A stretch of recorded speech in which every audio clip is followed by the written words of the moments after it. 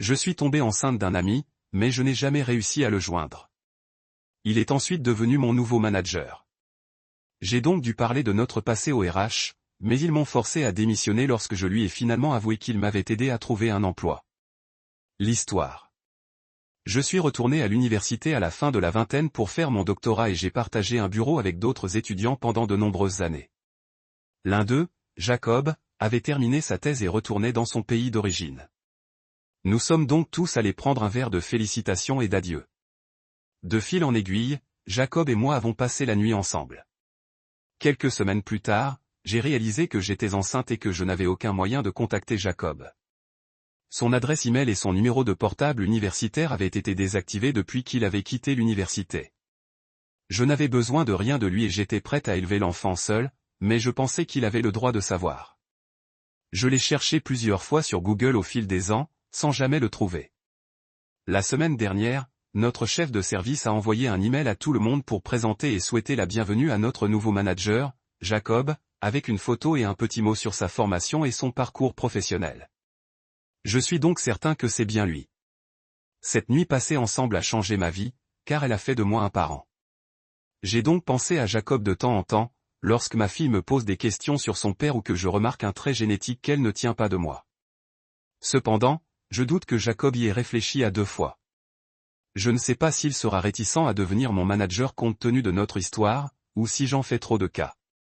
Pour ce que j'en sais, pendant toutes ces années passées à partager un bureau avec Jacob, il semblait décontracté et pragmatique.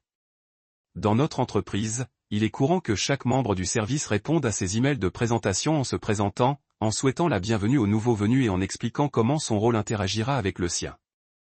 Je ne sais pas si mon email doit mentionner que Jacob et moi avons étudié ensemble il y a des années afin de clarifier les choses, ou si je dois lui envoyer un email individuel pour lui proposer de discuter de la nécessité de garder notre histoire en dehors du cadre professionnel s'il le juge nécessaire. J'apprécierais toute suggestion de formulation indiquant que je ne suis pas inquiète et que je serai tout à fait professionnel. Et, en contradiction directe avec cela, j'apprécierais également un script pour un email séparé disant « Pourrions-nous nous rencontrer en dehors du travail, s'il vous plaît ?» J'ai besoin de vous parler de quelque chose d'important sur notre histoire pour que je puisse lui parler de sa fille. Si vous ou d'autres commentateurs pensez que je ne devrais pas lui en parler ou que je devrais d'abord le laisser s'installer dans son nouveau pays et son nouvel emploi, j'en tiendrai compte. Information complémentaire de OOP, merci pour votre commentaire. Mes efforts pour retrouver Jacob n'étaient pas pertinents à ma question, je n'ai donc pas mentionné les efforts que j'ai déployés. Pour les curieux, j'ai bien sûr fait de mon mieux lorsque j'ai appris ma grossesse. J'ai demandé aux autres personnes avec qui nous partagions un bureau, mais personne n'avait d'informations. Nous étions étudiants et partagions un bureau. Nous allions parfois au bar de la fac ensemble. Nous ne passions jamais de temps ensemble en dehors de l'université. J'ai demandé au directeur de thèse de Jacob, mais c'était Noël l'été australien ici, donc il était en congé pour 2 mois. À son retour, il m'a donné l'adresse figurant dans le dossier de Jacob, qui était bien sur l'adresse australienne où il n'habitait plus. L'université avait un numéro de téléphone australien pour contacter un proche de sa tante, mais personne ne répondait quand j'appelais. Jacob est chinois et porte un nom de famille très courant, et Jacob est simplement le nom qu'il utilisait dans mon pays. Je ne connais pas son vrai prénom. Du coup, mes tentatives pour trouver le vrai monsieur Wong dans un pays où Google et Facebook n'existent pas ont été vaines. J'ai cherché des publications récentes sur le sujet de thèse de Jacob et j'ai trouvé un article dont Jacob Wong était l'un des auteurs. J'ai contacté l'auteur correspondant et demandé l'adresse email de Jacob, mais il n'a jamais répondu. À ce stade, j'ai dû abandonner, car j'étais tellement malade avec l'hyperémèse gravidique que je devais me concentrer sur la santé de mon bébé. Première mise à jour. Merci d'avoir répondu à ma lettre. Vous aviez raison. C'était vraiment grave. Je voyais le problème de Jacob comme mon manager de son point de vue jusqu'à ce que je lui dise le contraire. Ce n'était qu'une simple aventure d'un soir, il y a plus de 10 ans, et cela ne semblait pas être un gros problème. J'ai détesté et apprécié ce retour à la réalité. Je regrette d'avoir lu les commentaires, mais merci aussi de les avoir modérés aussi rapidement. Beaucoup de choses se sont passées en peu de temps. Heureusement, j'avais déjà un thérapeute. J'ai d'abord parlé à mon délégué syndical qui m'a dit « Ne dis rien, mais appelle-nous si les RH essaient d'organiser une réunion avec toi ». Garder le silence et demander à Jacob de déclarer lui-même notre relation antérieure à son arrivée aurait été problématique, car je me retrouverai au même poste et j'aurais menti à la mission. Notre équipe RH peut être bavarde et connaît l'âge de ma fille d'origine chinoise. Il me fallait donc avoir le plus de contrôle possible sur la divulgation. J'ai parlé à un avocat spécialisé en droit du travail qui a examiné nos politiques et, sur sa suggestion, j'ai écrit un courriel au RH pour déclarer une relation antérieure avec Jacob, puis j'ai été immédiatement mise à la porte. Même avec tout le soutien juridique du monde, on ne peut pas empêcher quelqu'un de faire quelque chose d'illégal. On a juste des recours après coup. Lors d'une réunion avec mon avocat, le délégué syndical, les RH et un membre de la direction, on m'a demandé de démissionner. Lorsque j'ai refusé, ils ont insisté pour obtenir une déclaration solennelle concernant la relation avec Jacob, précisant ce qui s'était passé, quand, combien de fois et qui en était l'initiateur. J'ai également refusé. À la fin de la réunion, chaque partie a convenu de réfléchir à des solutions possibles. La solution de l'entreprise a été de s'en prendre à mon salaire, à mes avantages sociaux, à mon accès par carte magnétique à mon bureau, à mes identifiants d'ordinateur et à mon compte de messagerie Calar. Ils ont répandu des rumeurs à mon sujet, et j'ai entendu des collègues chuchoter que j'avais eu une liaison avec un responsable. Ils m'ont fait passer un test de dépistage de drogue aléatoire alors que j'avais une réunion importante avec des clients. Ils ont annulé l'hébergement réservé pour un prochain voyage, ce que j'ai découvert parce que, paranoïaque, j'ai appelé l'hôtel. Je ne peux pas décrire à quel point c'est horrible de savoir que quelqu'un avec un tel pouvoir sur votre travail consacre son temps et son énergie à réfléchir à des moyens de vous embêter. Chaque jour, j'allais au travail en me demandant ce qui m'attendait, et cela m'épuisait rapidement. Le représentant syndical m'a conseillé de remonter le temps et de suivre leurs premiers conseils, ou de simplement continuer à tout documenter en attendant que nous entamions une action en justice. L'avocat a estimé qu'il faudrait au moins 1 an pour obtenir une réponse. J'avais trouvé une solution, et je ne voulais même plus de ce poste. À ce stade, je dormais peu et j'avais pleuré plusieurs fois au travail. Je commençais à craquer, et on commençait à peine. J'ai donc démissionné.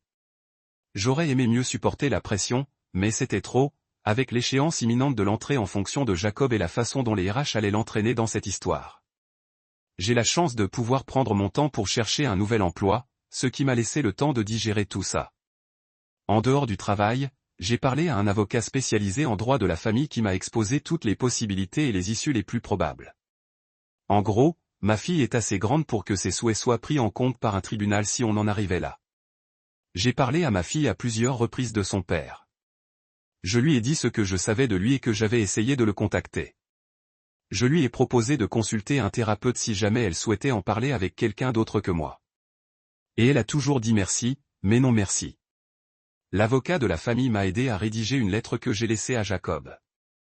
Je lui ai parlé de sa fille, lui ai dit que je ne cherchais rien à obtenir de lui et lui ai donné les coordonnées de mon avocat.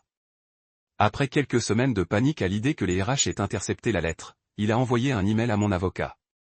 C'était Jacob, un homme simple et pragmatique, je me souvenais. Il était encore en train de digérer la situation, mais a dit qu'il n'engagerait aucune procédure judiciaire. Il nous a présenté ses antécédents médicaux familiaux. Il s'est excusé si j'avais démissionné à cause de lui. Et il a dit qu'il aimerait rencontrer notre fille si elle était intéressée. Elle a aussi des frères et sœurs. Je lui ai tout raconté. Elle a dit qu'elle était contente d'avoir les coordonnées de son père, mais qu'elle ne voulait pas le rencontrer pour le moment. Elle pense que sa présence dans nos vies créerait des perturbations indésirables, et elle n'est même pas au courant de la manipulation du groupe de travail. Deuxième mise à jour, 9 juin 2025. Je vous suis extrêmement reconnaissante pour le soutien que vous et la communauté m'avez apporté. C'était une période stressante. J'ai donc pensé partager une dernière nouvelle. Ma fille a changé d'avis et a repris contact avec Jacob. C'est encore un peu gênant entre eux, mais ils ont des hobbies en commun, qui les ont rapprochés. Ma fille semble aussi très heureuse d'avoir des frères et sœurs qui adorent leur nouvelle grande sœur. Je sais que certains se demandaient pourquoi mon ancienne entreprise avait réagi comme elle l'a fait. Pour des raisons que je ne peux pas détailler, mon travail est scruté par des autorités extérieures et le rôle de mon responsable est avant tout un contrôle qualité.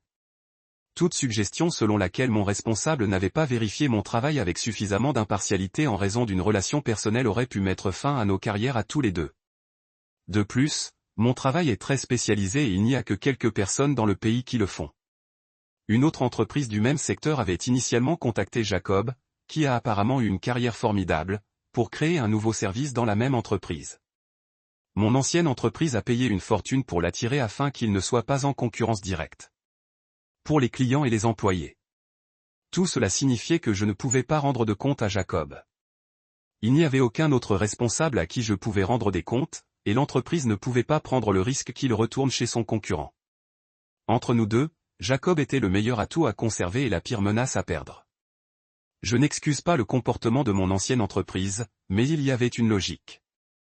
Je suis toujours en colère contre la façon dont ils m'ont traité et contre mon sentiment d'impuissance, mais cela s'estompe petit à petit avec le temps. J'ai eu du mal à trouver un nouvel emploi. Financièrement, tout allait bien, alors j'étais exigeant. Par exemple, je voulais rester dans ma ville actuelle. Après presque un an sans emploi, Jacob m'a dit qu'il avait été contacté par la première entreprise qui souhaitait toujours qu'il crée son nouveau service. Il était heureux dans mon ancienne entreprise, mais il m'a proposé d'accepter le nouveau poste si je voulais essayer de récupérer mon ancien poste. Je ne lui demanderai jamais ça, et je ne veux plus jamais travailler dans cette entreprise, alors j'ai dit non. Jacob a refusé l'offre de l'autre entreprise, mais leur a donné mon nom. C'est un cran au-dessus de ce que j'étais, mais ils m'ont fait passer un entretien et j'ai obtenu le poste. Je suis ici depuis environ 6 mois et c'est très agréable jusqu'à présent. De plus, je n'ai jamais eu de relation sexuelle avec quelqu'un de ma hiérarchie, donc ça me semble être un bon endroit où travailler. J'ai embauché un de mes anciens collègues, ainsi que 2 jeunes diplômés de mon ancienne université, brillants, motivés et qui apprennent rapidement à se mettre à niveau. Contrairement à mon ancienne entreprise, nous n'avons pas encore de longue liste d'attente pour nos services. Du coup, quelques clients ont commencé à venir chez nous plutôt qu'eux. Je suis ravi de devenir la menace que mon ancienne entreprise essayait d'éviter en me poussant à partir. Histoire suivante, j'ai hérité de la maison de mon grand-père et j'ai laissé mon père y vivre en retrait. Mais lorsqu'il a exigé que je cède ma chambre à sa belle-fille enceinte et que je change les serrures pour m'empêcher d'entrer, je les ai expulsés avec la police. J'ai 25 ans, je ne suis pas américain et je ne cherche pas à me lancer dans la légalité. Je sais où je veux en venir. Pour rappel, mon père a épousé sa femme actuelle quand j'avais 15 ans. Elle était très insistante avec moi, car ma relation avec sa propre fille était quasi inexistante. Mon père n'a rien fait et j'ai fini par emménager chez mon grand-père, le père de mon père, quelques mois plus tard. Grand-père est décédé subitement quand j'avais 17 ans. Et j'ai hérité de tous ses biens. Au lieu de retourner vivre avec eux, ils ont emménagé avec moi chez grand-père. Je suis parti à 18 ans pour l'université et je retourne chez moi plusieurs fois par an. Je les ai laissés y rester à condition qu'ils ne touchent pas à ma chambre ni au bureau de grand-père. La maison compte 4 pièces. J'ai reçu un appel de messagerie instantanée me disant que je devais nettoyer ma chambre, car il prévoit de la transformer en chambre d'enfant. Apparemment, la femme de mon père a contacté sa fille, car elle est enceinte et n'a pas d'endroit où loger. J'ai rejeté sa demande et lui ai rappelé d'où il venait et qu'il valait mieux ne pas toucher aux chambres, sauf s'ils veulent que je les mette à la porte. Je leur ai dit qu'il y avait une chambre vide, elle peut y rester, mais il prétend qu'elle est trop petite pour eux deux. Je lui ai dit que s'ils avaient un problème, il pourrait retourner chez lui. Là, elle pourrait prendre ma chambre. Je ne sais pas s'il a toujours la maison. Je pense avoir été plus que raisonnable, mais mon oncle, le frère de mon père, qui n'a pas la meilleure relation avec mon père, m'a appelé pour me dire d'y réfléchir et de ne pas les mettre dehors. Alors, je me demande, Ida. Première mise à jour. Le jour où j'ai écrit le message initial, j'ai appelé madame l'avocate pour qu'elle m'accompagne à la maison afin de régler ça poliment. Bon, samedi, nous y sommes allés tôt le matin avec les papiers. Une fois arrivé, j'ai essayé d'ouvrir la porte et j'ai eu l'agréable surprise de constater que mon père avait changé les serrures. Grosse erreur. Nous avons discuté à travers la porte et il m'a dit que tant que je ne changerais pas d'avis, il ne me laisserait pas entrer. Je lui ai dit que je n'avais pas l'intention de les mettre dehors et que j'étais là pour régler ça comme il faut, mais s'il ne me laissait pas entrer, il me laisserait entrer. J'allais faire les choses à ma façon. Il ne m'a pas laissé entrer. En route pour le commissariat, mon oncle m'a appelé pour me dire que mon père l'avait appelé pour me faire changer d'avis, mais qu'il ne le ferait pas et qu'il me soutiendrait quelle que soit ma décision. Au commissariat, madame l'avocate leur a expliqué la situation et ils nous ont accompagnés pour que je puisse les expulser sans problème. Une fois sur place, les policiers leur ont parlé et leur ont dit qu'ils devaient me laisser entrer et récupérer leurs affaires au plus vite. J'ai loué un camion de déménagement pour eux. Mon père a essayé de se défendre, disant qu'il avait vendu sa maison et qu'il n'avait nulle part où aller. Il a également prétendu en être le propriétaire légitime, mais cet imbécile n'a aucun papier pour le prouver. Dans une dernière tentative, il a évoqué la grossesse de ma demi-sœur. Malheureusement pour eux, elle n'en est qu'à ses débuts et n'a aucune importance. Une fois leur cirque terminé, le déménagement de leurs affaires a été rapide. La plupart des affaires de la maison sont à moi, sauf celles qu'ils ont dans la maison. Leur chambre et les affaires de ma demi-sœur. Je suis actuellement dans la maison et je compte y rester les prochains jours. J'ai changé les serrures et j'installe des caméras de sécurité. J'ai parlé à ma copine de mon déménagement et elle est ravie. Je vais parler à mon patron de la possibilité de télétravailler, mais ce n'est pas un problème si je ne peux pas le faire sans avoir à me soucier de la maison. Le reste est facile à comprendre. C'est à peu près tout. Je pense avoir tout dit. Merci d'avoir pris le temps de gérer ce désordre que j'appelais famille. Deuxième mise à jour, ma copine a trouvé cet endroit et m'a demandé de partager nos dernières rencontres avec mon père. Voilà. Nous n'avions plus de nouvelles de lui jusqu'à il y a quelques jours, lorsqu'il est arrivé à la maison. Je n'étais pas là, mais ma copine était là. Ma copine m'a dit que mon père était là pour nous annoncer que, puisque nous vivons maintenant dans la maison, nous devions les recevoir pour les fêtes de Noël. En plus, il lui a donné une liste des plats qu'il voulait et des cadeaux qu'ils attendaient. Recevoir. Ma copine lui a dit de partir avant d'appeler la police. J'ai cru que c'était fini, mais je me suis encore trompé. Hier, nous avons reçu une nouvelle visite de sa part. Apparemment, il a appelé ma mère pour l'inviter à passer les fêtes avec nous. Elle l'a repoussé et lui a dit qu'elle nous emmènerait, ma copine et moi, en Europe pour le réveillon du Nouvel An. Il a eu le culot d'exiger qu'elle les emmène aussi. Ma mère a raccroché. Remarquez, c'était la première fois qu'ils se parlaient depuis leur divorce, il y a 16 ans. Il est venu à la maison pour exiger que je convainque ma mère de les emmener aussi ou que nous payions pour qu'ils viennent avec nous. À ce moment-là, son attitude a cessé d'être décevante pour devenir comique. Ma copine et moi nous sommes moqués de lui.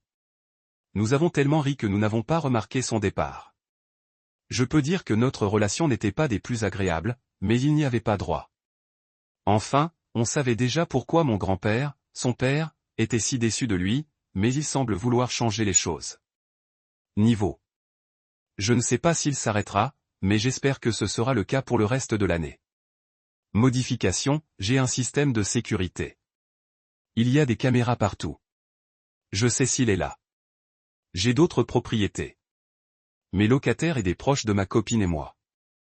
Même mes voisins savent quoi faire si mon père les contacte en mon nom. Je doute qu'il essaie de s'introduire par effraction en notre absence. Lorsque je les ai expulsés, mon avocat et la police ont été plus que clairs, il pourrait avoir de graves problèmes s'il tentait de pénétrer dans la maison ou dans une autre de mes propriétés. Malheureusement, dans mon pays, toute ordonnance restrictive est pratiquement inutile. Il est plus utile d'appeler la police immédiatement, et il sait que je n'ai aucun problème à les appeler. Troisième mise à jour. Certains m'ont envoyé des messages pour me tenir au courant. Ce message peut donc en être un. Après le dernier incident avec mon père, tout était calme et ma copine et moi sommes partis en Europe. Noël est passé et je n'ai plus vu mon père. Mes amis qui s'occupaient de la maison n'ont signalé aucun incident. Tout allait bien jusqu'à ce que je reçoive un appel. De mon oncle, le frère de mon père. Le 28 décembre, mon oncle m'a appelé pour m'annoncer qu'il quittait l'État et vendait sa maison. Il m'a demandé si j'étais intéressé par la maison, car il était désespéré de partir. Il ne m'a pas expliqué la raison de son départ, et je m'en fichais. Ce qui m'importait, c'est qu'il était désespéré et que c'était l'occasion de réaliser le souhait de mon grand-père. Avant de poursuivre, je dois vous donner un peu de contexte. La maison de mon oncle était la maison d'enfance de mon grand-père. Mon grand-père la lui a donnée, mais l'a regretté plus tard. Il m'a laissé le soin de la récupérer et, si j'y parvenais, de la donner à ma cousine Marie, la fille de mon oncle issue de son premier mariage. Il ne l'a jamais reconnue, et c'est l'une des nombreuses raisons des regrets de mon grand-père. Mon oncle ne sait pas que j'ai des contacts avec sa fille ni que je suis au courant de tout ce qui s'est passé. S'il le savait, il ne me vendrait pas la maison. Oui, il est mesquin. J'ai donc décidé d'utiliser la carte familiale et mon oncle était désespéré d'obtenir la maison à bas prix. Je connais plus ou moins sa valeur. Je lui ai donc fait une offre bien en dessous du prix réel, en lui disant que je le paierais en 3 versements. Mon oncle a refusé, car c'était trop bas et parce qu'il ne reviendrait pas. En réalité, il voulait dire qu'il ne me recontacterait plus. Je lui ai dit que s'il pouvait attendre mon retour, le 3 janvier, je pourrais lui payer la même somme en une seule fois, mais que je prendrais également en charge les frais juridiques et les frais de déménagement. En attendant, il lui suffisait de faire ses valises, de préparer ses papiers, et tout serait réglé le jour même. À ma grande surprise, il a immédiatement accepté. Nous sommes rentrés et j'ai pu acheter la maison sans problème, et mon oncle est parti le jour même. Le lendemain, j'ai appelé ma cousine pour lui dire de venir dans mon pays dès que possible. Elle vit en Europe car mes grands-parents lui ont légué une dernière chose. Elle est arrivée il y a quelques jours et je lui ai donné la maison et le reste de l'argent. Elle a dû rester quelques jours. Des jours à gérer les formalités administratives, et qui, à cette époque, a décidé de réapparaître? Oui, mon père. Sans que je le sache, mon oncle avait un autre acheteur, mon père. Mon père a demandé à mon oncle d'attendre quelques jours pour réunir plus d'argent. Une fois l'argent récupéré, il a appelé mon oncle, mais il m'avait déjà vendu la maison. Pour éviter d'avoir affaire à mon père, mon oncle lui a dit que j'avais acheté la maison. Mon père, sachant qu'il ne pouvait plus accéder à ma maison, a décidé d'aller chez moi, mais il allait avoir une surprise. Il a frappé et a exigé que je la lui donne, mais il n'y avait personne pour le moment, alors il a décidé de cambrioler. Oui, il l'a fait. Nous avons tout vu grâce à la caméra de la sonnette. Ma cousine ne parle pas notre langue, c'est donc moi qui ai appelé la police en son nom. Grâce au quartier où se trouve la maison et au fait que ma cousine soit étrangère, la police est intervenue plus rapidement que les fois précédentes. Dommage que je n'ai pas de photo de mon père. Il a eu la tête quand il a découvert que la maison n'était pas la mienne. C'était génial. Mon cousin, avec l'aide de mon avocat et la mienne, a porté plainte et, compte tenu des agissements antérieurs de mon père, il va passer quelques mois en prison. Grâce à quelques personnes, j'ai pu comprendre pourquoi mon oncle voulait absolument partir. Il a vraiment énervé la famille de sa femme. Je lui ai envoyé un texto pour lui dire que s'il aimait me dénoncer à mon père, je pouvais faire pareil avec la famille de sa femme, alors il ferait mieux de revenir, à moins qu'il ne veuille jouer à des jeux stupides. Il m'a bloqué après ça, lol. Il m'avait déjà dit qu'il ne reviendrait pas, mais je ferais mieux de m'en assurer. Au final, si ma cousine décide de garder la maison, ce sera bénéfique pour elle, car elle ne veut pas croiser le chemin de mon oncle. Donc, oui, l'année a commencé sur les chapeaux de roue. Je me suis débarrassé de ma soi-disant famille pour ce que je pense être pour toujours et je peux enfin commencer à en construire une avec ma copine sans craindre l'arrivée de personnes indésirables.